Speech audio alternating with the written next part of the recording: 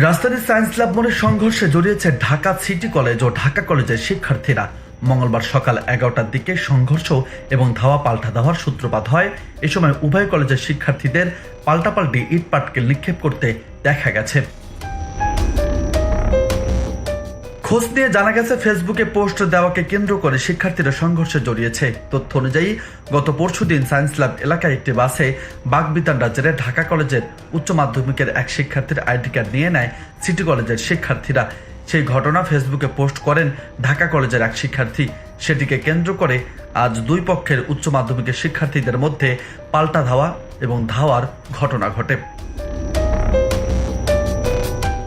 এদিকে পরিস্থিতি নিয়ন্ত্রণে ঘটনাস্থলে অতিরিক্ত পুলিশ মোতায়েন করা হয়েছে।